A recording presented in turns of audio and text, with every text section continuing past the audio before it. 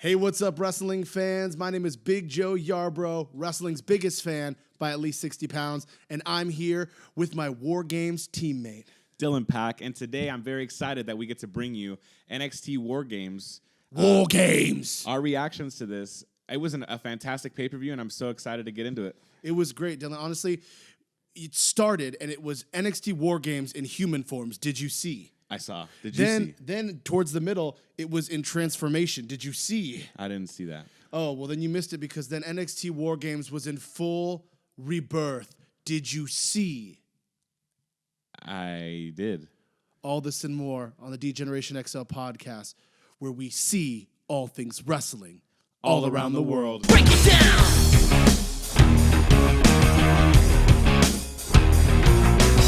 Degenerate into something cool.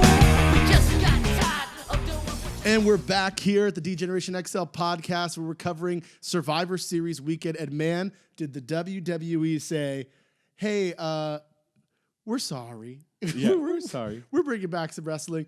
And man, did they kick it off so well. War Games was a small card. Yeah, I feel like I watched about 5 matches. But I think that was what it was. So we get the kickoff show. Was very entertaining because one, you get Mia Yim has been taken out by an unnamed assailant. Mm-hmm. Obviously, we don't necessarily know who it is. We don't because we thought that in the past before, and it's been different. Yeah. We also get a teaser from Pat saying he knows who the 4th member is, and he's here in Chicago. And really kind of teasing all the Chicago fans because they're obviously thinking only one person. Well, anytime you say surprise and Chicago, everybody thinks it's CM Punk. He starts off real hot. And then we get just a brief little packaging about who's replacing Mia Yim. And we get Dakota Kai getting to prove herself to her teammates that she's let down so many times. Which I was so down for this storyline. I thought it was a great storytelling experience. Everybody was surrounding Mia Yim, trying to help her out, and Rhea Ripley basically just goes, Dakota, like, get your gear on, like, you're coming in, like, you're going with us. Yeah. And Dakota's like, no, I'm not ready, like, I wasn't prepared. No, don't put me in the match, you know? Yep. And she ends up wrestling in this match, and we'll get to it when we get there. But absolutely. Well, the kickoff shows match of the kickoff was Angel Garza, who's been really growing on us. Yeah. Angel Garza and Isaiah Swerve Scott. Yeah, Garza in the beginning was not my favorite at all. I thought he was so annoying. But I think the past couple of weeks, he's really, really grown on me. He's a great heel. Yep. And he's great in the ring. Has a good entrance, great in the ring. And I'm now down with the tights gimmick. Yeah, absolutely. And Isaiah Swerve Scott really brings an element of a more stiff Lucha Libre style, which is really great. The only thing that I had about this, I would have given this match an A-. I'm going to have to give it a B only because it felt like they were trying to hit, I know you're going to hear us saying you thought, really, you said it was a good pay-per-view, but they tried to hit some AEW spots. That indie-style fluidity wasn't there as much. I felt like they should have stuck with storytelling and the pants gimmick. I felt like some of their things were a little rushed, the hurricane on the outside. Either one person wasn't ready. And I think that just comes with the fact that WWE is traveling so much. It's go, go, go. But, again, Angel Garza picks up the win, and he's really on the rise. He's hot right now. And it's good. It's cool to be a part of watching a new star come of age. Yes. And them actually getting me to invest into a new star. So it's exciting. Yeah, I think it was great. And we kicked off the pay-per-view right off the bat with War Games. Smart. Amazing. With the women's War Games. Yeah, women's War Games. The first ever all-women War Game. Yeah, and then they announced that the winning team will go on to represent NXT at Survivor Series. Yes, sir. And so we had Team Baszler, which had Shayna Baszler, it had Io Shirai, Bianca Belair, and Kaylee Ray. Kaylee Ray, yep. And so we got 2 belts against no belts over there. That's only 4, right? Yeah, 4. Yeah. I always get confused between Kaylee Ray and Kylie Ray. Yeah, Kylie Ray from Kylie AEW Smiley Kylie. That's how you remember it. Kaylee Ray is the UK champion. Okay. Absolutely. Match kicks off. They get them all outside their cages, and they start to shuffle about who is going to be going in first. Order of entry that we had is number 1 and 2 is we have Io Shirai walks down there with a phenomenal entrance, phenomenal look as always, and we get her and Candice LeRae kicking it off. I I cannot wait for Candice LeRae to be the women's champion. Oh, yeah. It's gonna come, and she deserves it, 100%. She is one of the best women's wrestlers in WWE in the world, actually, and I think she really showed a little bit of that today. She didn't really get too big of a spotlight in this match, besides starting it off. Yeah. But to start off this match, Io Shirai, Candice LeRae really started off hot, and I was fully invested. Absolutely. I think they started off with good, high intensity. Both women can wrestle a more physical style of wrestling, so that brings some entertainment while the clock starts. The advantage was going to Team Baszler as Mia Yim lost the ladder match because of the help of Kaylee Ray. And so as the clock winds down, the first team member to go in for Team Baszler is Bianca Belair. Yeah, Bianca Belair is another. I keep saying it, but the NXT's women's division is so freaking stacked. It is stacked. It's not as top heavy as the main roster, or not the main roster, but Raw and SmackDown. Yeah, 100% agreed. I feel like every woman in this match can be a women's champion. Yeah, and they all have their own gimmick, and they all have their own moveset, and all their own individualities that work well with one another. Agreed, 100%. Bianca Belair, absolutely a fantastic professional wrestler. It was great, and with that, Candice LeRae is getting the odds stacked against her. As the clock winds down, it's time for Team Ripley, and Ripley says, I'm going to bring it into my own hands, and Ripley comes in hot. I have fallen in love with this giant woman. Oh, this Amazonian. I love it. Yeah. It really does remind you of a Beth Phoenix. It does. It's like a goth Beth Phoenix. Yeah. I love it. And I'm so about it. She is oh my! I keep saying fantastic. I need to widen my vocabulary, but she's so good. She's edgy, but she also just brought this real just mean streak to her. She immediately before it goes in gets trash cans, kendo sticks, chairs, throwing them in the ring. Would you agree that it's almost kind of like a Samoa Joe minus the talking, just like a nasty Yeah, she's got that nasty I just want to fight. I don't care about you. I think she can get there on the mic. She's not bad at all on the mic. No, not She's at all. But I above. can't. I don't know if I can put. I don't know how many people I can put up next to Samoa Joe on the mic. That's absolutely You know what I true. mean? Yeah. Next after that, the number 5 person that's coming in for Team Baszler is we get Kaylee Ray, the women's UK champion. And to be honest, we met Kaylee Ray at Access, and she was really cool. And I've actually never seen her wrestle until she showed up on NXT for the ladder match. And then this was my actual first match seeing Kaylee Ray. And I'm just sitting here thinking, where does WWE find all these women that can freaking wrestle? And AEW gets stuck with freaking Emi Sakura, who's supposed to be this Japanese legend who I can't stand watching. No.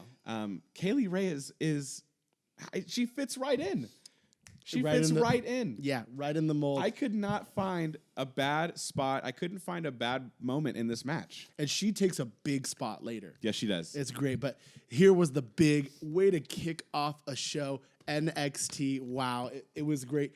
The clock winds down. Obviously, the numbers are stacked against Team Ripley. It's just Candice and Rhea in there. It's 3-on-2. Yes. And then the clock winds down. They open it up, and Dakota runs out to go take her spot in there. And Dakota runs, stops, and hits a fat big boot to Teagan Nox and turns on Team Ripley and her best friend, Team Kick member Teagan Nox. I was scared because, in my opinion, I feel like this heel turn was going to be sort of like Bayley's heel turn, where Dakota Kai is so good at being a face that I don't really understand or know how she was going to be being a heel. But Jesus Christ, Yeah. the facials, the intimidation, brutality. the brutality that she unleashed on Teagan Nox. Teagan Nox was laying in this cage, waiting to be led into War Games, and like Joe said, Dakota Kai comes and just gives her this kick right to the face.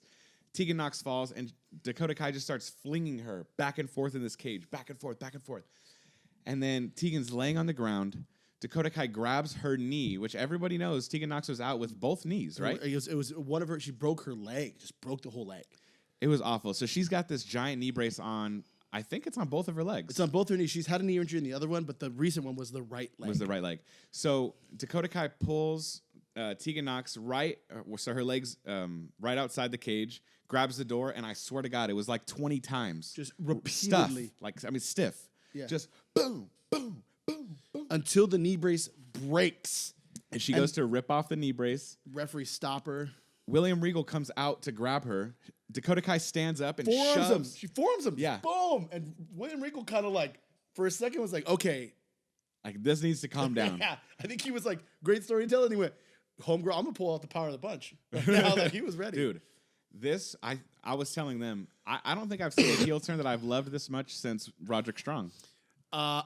That's in my opinion. I love Roderick's. I think it was as good as one of the best heel turns of even the modern era. Not so much Seth Rollins, but I thought it was as good as Ciampa taking out Gargano. So let me ask, you weren't very high on Dakota Kai before this. No. So how do you feel after the heel turn? I thought it was perfect. I predicted it. I said, like, Yeah. if Dakota needs to turn. If she does, then I'm a real big fan because she's really selling this. Man, I can't do it. This frustrated, bratty attitude. It's a typical heel thing, but it was such good storytelling built up to it. And the fact that she didn't turn in the middle of the match just to get the cheap win. I loved it. She went for her best friend and just went like, this is your fault. It was different. Yeah. I feel like the normal heel turn would have been, she would have been there at the end and she would have cost them the match. Yeah, which I've always hated because it doesn't make sense. Like, oh, I'm wrestling for this team, but last minute I'm on this team. Yeah. It's like, what about the time you were just hitting me 5 minutes ago? But this was perfect. Shayna sees it, and Shayna just looks with ear to ear. All you see is those pearly black mouth guards, you know. And Dakota leaves, and we're informed by Mauro Ranallo because Dakota Kai has left and Teagan Knox is not medically cleared. Once Baszler's in, War Game starts. War Game starts, and it's now 2-on-4. It's gonna be 2-on-4. Rhea Ripley and Candice LeRae versus Io Shirai, Bianca Belair, Shayna Baszler, and who's the fourth one? Kaylee Ray. Yeah, phenomenal match. I don't know how they're going to carry this. This is a team Baszler win out the gate. But, man, did we get some spots. We get Rhea Ripley almost getting handcuffed to the ropes, resisting it. A little just Easter egg for earlier. We get a poison Rana from the top rope down on Kaylee Ray, which leads to Bianca Belair breaking up the pinfall, Candice LeRae grabbing on her hair, Io Shirai hitting her big old sky-high moonsault. Off of the cage. Bianca Belair whipping the crap out of people with her hair. And then right after, Candice LeRae comes in with the kendo stick and just starts lighting Bianca Belair up. Lighting her up, and she's just dancing her around the ring. And then we get Kaylee Ray trying to come after Rhea Ripley, and she just flings a trash can at homegirl and she just drops in midair. Just like hits a wall, drops. And then we get out of nowhere the Karavuda clutch on Rhea Ripley. She's fighting it. And Rhea grabs her hand while she's getting choked out, and she has no idea what she's doing because she's still getting choked, and she handcuffs herself to Shayna Baszler. Which Shayna was the one who handcuffed Rhea Ripley in the first place. Exactly. Then she's in shock. They go at it, kicking each other shorthanded, and using those handcuffs to her advantage, tucks her arm under so she can hit the riptide through 2 setup chairs.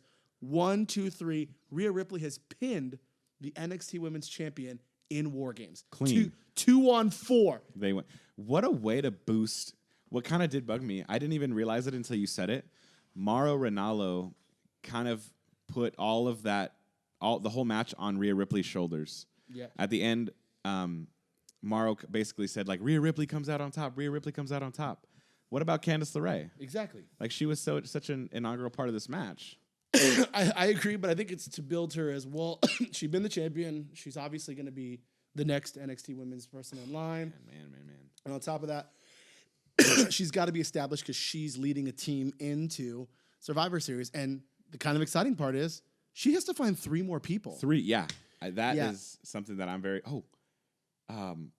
Facebook Live. I think they might have announced it on Facebook Live right now. Yeah, we haven't checked that. I think one of them's going to be Toni Storm since she showed up on SmackDown. Let me check. Yeah, you'll Keep check going. that while you go.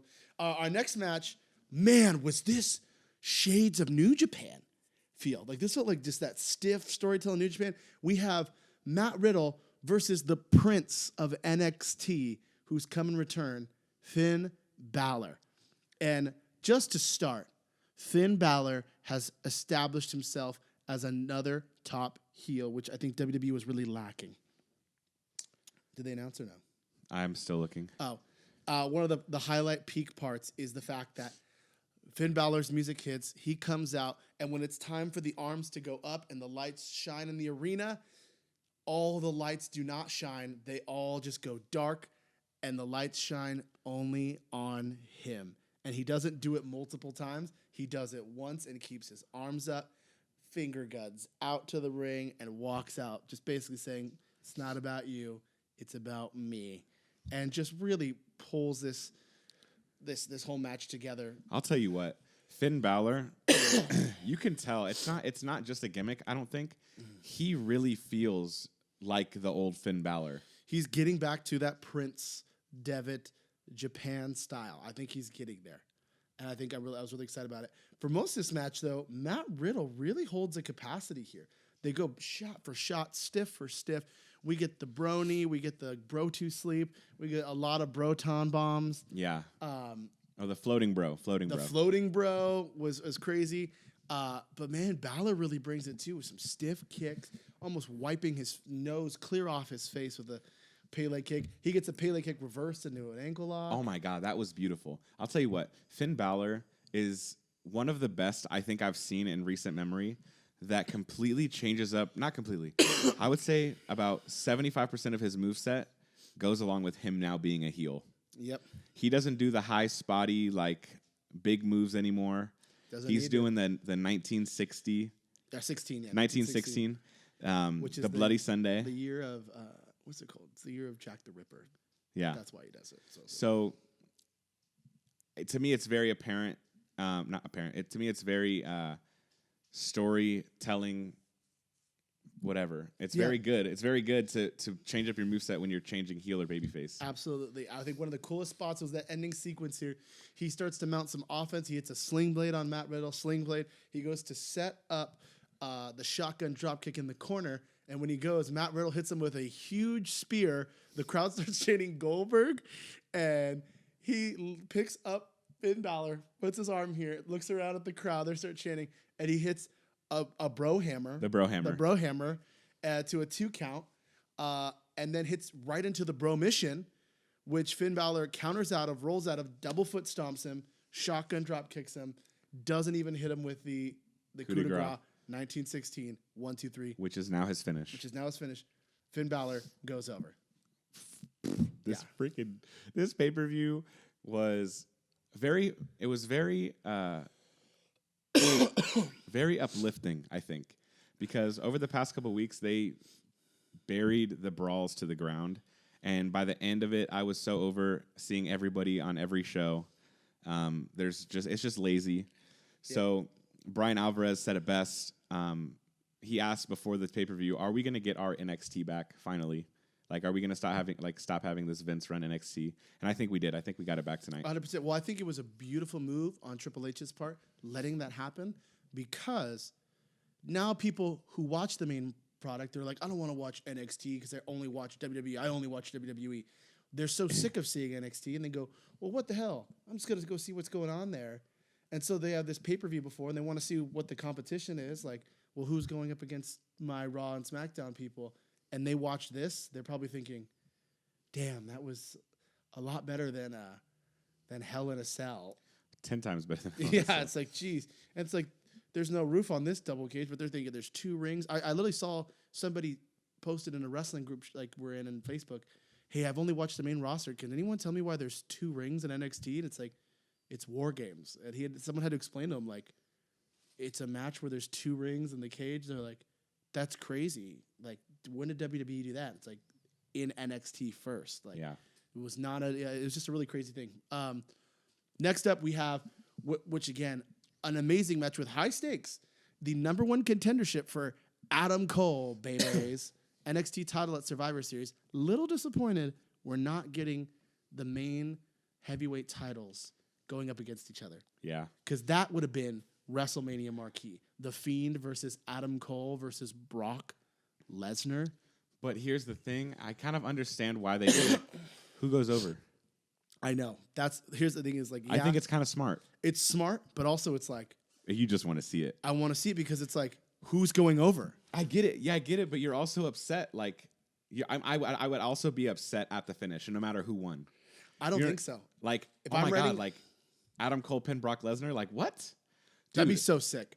Bray Wyatt pinned Adam Cole. Like, Still sick.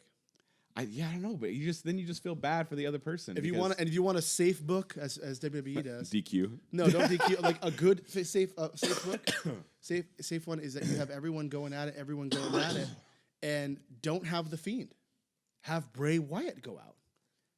That'd be funny. Having Bray Wyatt go out there and then like Brock not wanting to fight. just like sit there like I don't know where he's at.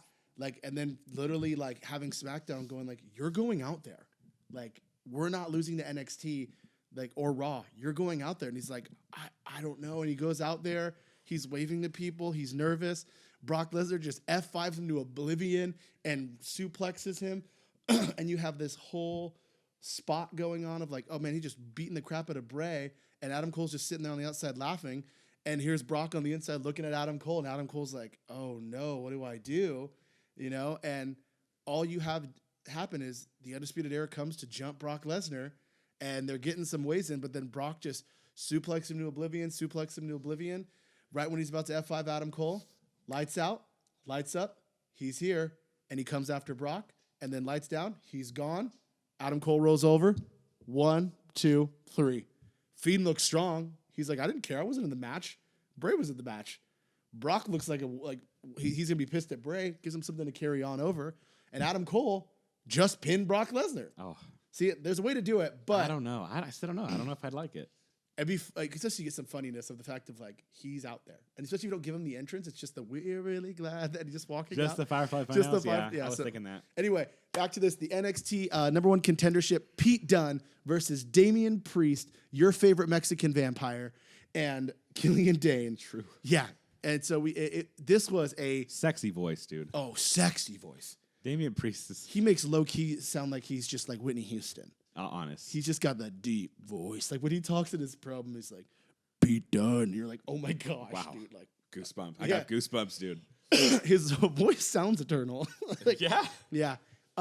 This was for lack of a better term, this was a slobber knocker.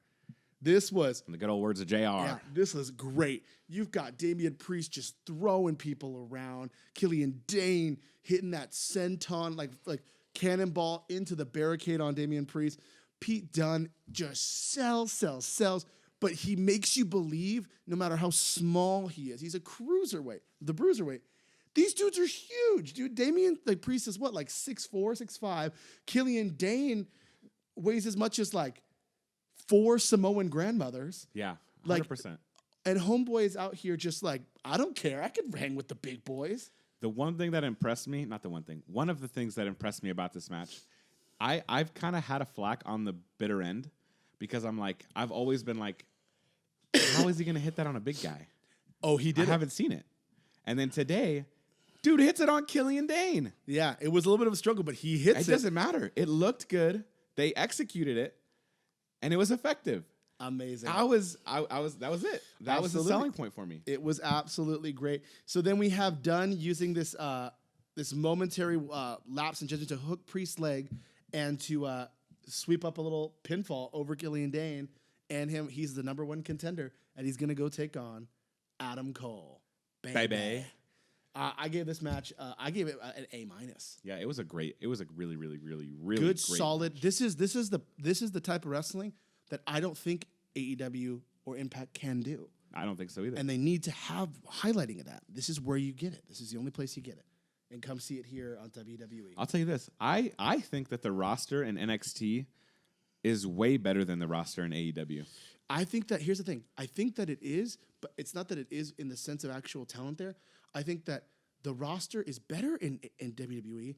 They just utilize everybody better Exactly. in NXT. Exactly. And that's what I mean. Velveteen would just be a No Way Jose.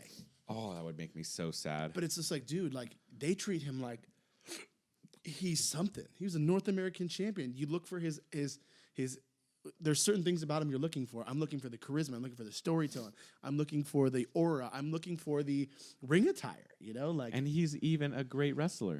yeah, and he doesn't do these spots. He doesn't do the Canadian destroyers, the bitter ends, the technical style, but he gets over and he tells a story.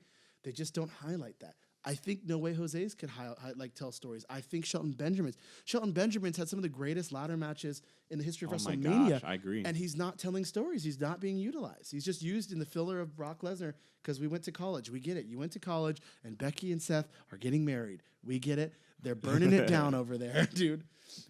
They're burning it down? Yeah, Seth is actually planning on burning it down on Sunday. Wow, I hope that he doesn't burn it down. Yeah, he said on Sunday we're gonna burn it down because Sunday's for burning it down. Yeah, I think that there's actually 27 burn it down shirts on the WWE shop right now. Yeah, all on sale for $7 burn it down 99. Yes, actually, I think they're like $43. Yeah, that's the burn it down. Yeah, for the shirt. That equates to that. Yeah. We get to the main event of the night, the men's war game with a lot of time left, and we're thinking, man, an hour and a half. Yeah, an hour and a half left in the show, and man, I thought the women really brought it.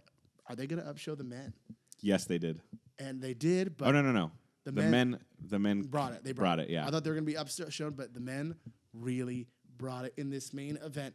We get Tommaso Ciampa saying, spoke to a potential fourth member. No promises made. If he's there, he's there. If not, we still go to war. So no entrance. They kept it from us. No entrance. And they did it perfectly because Adam Cole won the advantage. The last person to come in will be on Team Ciampa. So you just waited to see if that timer came up or not. Undisputed Era comes out together. The rest of the teams come out from last to first. Keith Lee. Who came after Keith Lee? Dominic Dijakovic.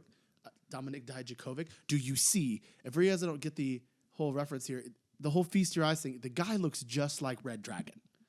If you don't notice that off the cuff and that's not his gimmick, I'm blown away. The whole do you see, like, I feel like he looks just like, I don't know why he doesn't do promos like that. Like he kidnaps somebody and shows like someone, like if he's stalking Pete Dunne, like this is Pete Dunne in human form. Do you see? Like it'd be super funny.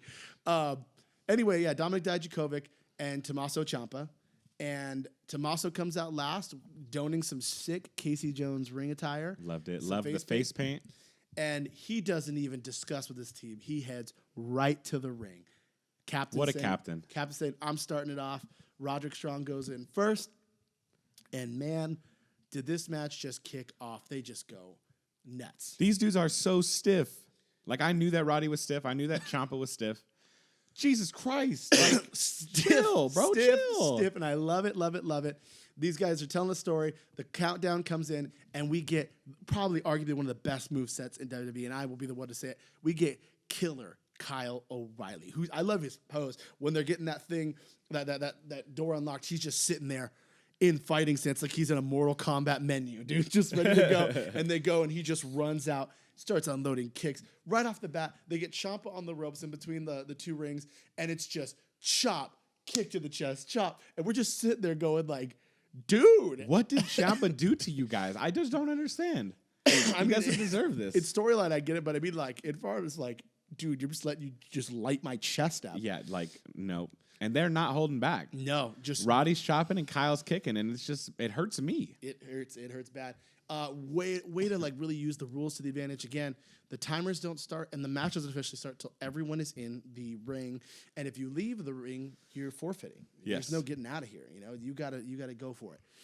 What we get here is Undisputed Era has then Bobby Fish come in next, leaving Adam Cole Bebe till the end. We have Dominic come in next, and Keith Lee waiting patiently in his cage. The crowd is popping for Keith Lee, just chanting, "Oh, basket is glory," and he's just fuming up. They're taking advantages. Boom, Keith Lee gets in the ring, starts just lighting people up, hits the double chest chop on Roddy, just sending shockwaves through his dang skeletal system. Adam Cole Baby comes out, and does he just like decide, you know what, let's just kill these guys? He just starts unloading table after table after table after table. I thought it was a loop or we were like skipping something. And it was like, yeah, Devon was just under the ring, just throwing him out. Yeah, Devon's just sitting there chucking him. I heard my Let's name. go, Adam. Come on, baby. Yeah, let's go, baby. Testify, Adam, testify. And he's sitting there. Adam sets up this table on the outside even, and it looks like they're going to pull some guys out and start beating the crap out of him because he has not got in the ring yet. Yeah. And what happens is right when he tries to get in the ring, Dominic Dijakovic just throws him into his own table. Loved it. Backfires. They all start setting up tables. It's going off. The Undisputed Era, the numbers advantage comes, and it's time. Are we going to get a fourth member or not? That clock hits 10, 9, 8, 7, 6, 5, 4, 3, 2, 1. Who'd you have before? I had John Morrison. You had John I Morrison. thought it was going to be John Morrison. I had Velveteen. Velveteen Dream, which I would have loved either one. Yeah, I thought either one was great. I thought a really crazy one is if it was a really good work, is if it was Gargano. I would have loved that. If it was a huge work, like Johnny Takeover's not missing a takeover, which, speedy recovery to Johnny. We missed him at a takeover. I thought maybe, I don't know, like I thought, are they going to bring out He Who Shall Not Be Named? Yeah. There's part of me that's You always have the thought in the back of your head. Yeah. Even I now that wouldn't he's pop, on though. backstage. Shut up. I wouldn't Even pop. now that we're on I'm not even going to talk about it. Now that he's on backstage, you have to think about it. Like, yeah. if he came back to NXT, there would be no more war. Maybe. AEW has been my favorite promotion since they started. Watching it every week, I've always loved it. NXT is right there. They both put on great shows. But listen, if you have CM Punk on NXT, there's no chance. I love CM Punk, but I'm being honest. Maybe. With Marty Scurll coming, with contracts expiring like a Rusev, like the Revivals, like there's so much more. With a Tessa Blanchard's contract up there, Scorpio Sky saying, we talk all the time about her coming. Tessa Blanchard is a force to be reckoned with, and that'll draw more people. And you still have, you're talking about longevity, though, too. Like, yeah, that's a good, quick killer. But, dude, Jericho is just too good and too hot for diehard fans that are just like, cool, you put on one good pay-per-view. Every pay-per-view these guys done has been good. I'm not saying it would die. I'm just saying that NXT would definitely, in my opinion, I think they would have better ratings for the They long would haul. start beating him in the ratings, I think. But I definitely think, like, that Cody and Tony and all them would be like, start picking up the phone, start buying out contracts, start hiring lawyers to get guys out of their contracts. Oh, Like, man. I think, because that's what Ted Turner used to do. That would see. It would get brutal, and I think That that's would great. start. That it would just increase the intensity of this war, man. Absolutely. And there's guys out there that aren't WWE guys. They just have contracts to show up for, like, Legends contracts. Yeah. But they're able to work other events, like a Mick Foley. Dude, you could pay Mick Foley tons of money. And even though he's not the guy he used to be, Mick Foley's the king of the death match. You get Foley and John Moxley versus an MJF or like a Sean Spears and a Tully Blanchard. You're going to watch because you're like, oh, Mick Foley might take a crazy bump. He would. Or he's going to do something crazy to Sean Spears where he's going to like pile drive him through a fucking... If the freaking Rock and Roll Express can take a gnarly bump, I think Mick Foley can still take a bump. Exactly. But all of that to say, That clock went down. and I hate how WWE does this because they do it every single time. 3, 2, 1. Clock goes down and it just rides out for like a minute. It feels like like I'm just sitting down for a minute, looking at the screen, going, "What the is gonna happen?" Yeah, right and now? Undisputed Era sits there laughing, going, "It's nobody." And wow, storytelling. Kevin Owens shows up to NXT. And it's perfect because you thought, man, why did Undisputed Era attack him? Like, he might have come to NXT. But then it's like, oh, because he's showing up to War Games to take out the Undisputed Era. Oh my god! And 20 minutes before, Did you have any thought in your head that it was going to be Kevin Owens? didn't even think it. I'm telling you, didn't even think it. Great. I haven't heard no rumors. I've heard nothing. Nobody knew. And this was perfect. I couldn't think of a better guy to come back to NXT. Especially with his indie feud or his ROH feud with Adam Cole. Yes. Like, he's there, that music pops, and the first thing they do is they pan to all those guys. They show Kevin Owens. And this is not Kevin Owens at Festival of Friendship. This is not Kevin Owens, Shane McMahon feud. This is not Kevin Owens, even the United States title, NXT title feud with John Cena. This is Kevin effing Steen. That's true. He comes out with his NXT shirt, like you pointed out, and he just looks around, no like big pop to the crowd. He just walks out, everyone's popping, and then he just hits his face and goes, "Come on!" and darts to the ring, and they show Adam Cole's face as he's on the floor like, oh no. Yes. Just getting goosey, he's getting it. And he comes in and just starts unloading, starts doing his old indie moveset. Yeah. Hushi Garoshi, the Death Valley Driver. This is not SmackDown Kevin Owens. This No, is no. indie darling Kevin Owens taking the freaking beat down to Undisputed Era. Pop-up power bombs. Power bombs one of the members onto another member. Yeah. Oh. And then he teased us. He teased us in the middle of that ring. There's the divider, and he's looking around. Everyone's like, "Oh," and I'm like, "He's gonna powerbomb him on there." And he gets them, and he tucks those hands behind Adam Cole. And we went, "No!" He's not and gonna then do he it. goes to do it, and Adam Cole slips out, and it looks like he's gonna go for the Panama Sunrise, and he flips him around. He gets him back in it again. We're like, "Oh my gosh!" He gets him up, and we're like, "Is he gonna package pile driver him on the metal?" And all of a sudden, Adam Cole swirlies his way out of it, dude. so sad. I was like, no. And all of a sudden, he tries to go to the Panama Sunrise, misses it, fights it. And that last one, it's just this teeter and a perfect look of it. Boom, just drops KO. I thought Kevin Owens was dead. He hit him hard. These spots keep coming. It ultimately ends with a phenomenal spot. Spirit bomb from Keith Lee through the table. We get Kyle O'Reilly getting bullfrog splashed through a the table table. after Dominic got passed out from a triangle choke after trying to just choke slam Kyle O'Reilly through the table. All members are down. Adam Cole's at the top trying to lure his partner out or his opponent out to throw him over. Him and Ciampa battle up there, and Ciampa hits what used to be Sheamus's white noise. A white noise from the top of the cage through two tables with they had medical right on ringside. Yes. They had a dentist. Yeah, they had a dentist live. Yeah. They panned over to Britt Baker, DMD. which, I mean, great on them, I guess. But that's also rough because Wow. Look at the look on Adam Cole's wife's face. Girlfriend's face. I don't even understand. That She was had crazy. to have signed something. no, they probably just showed her.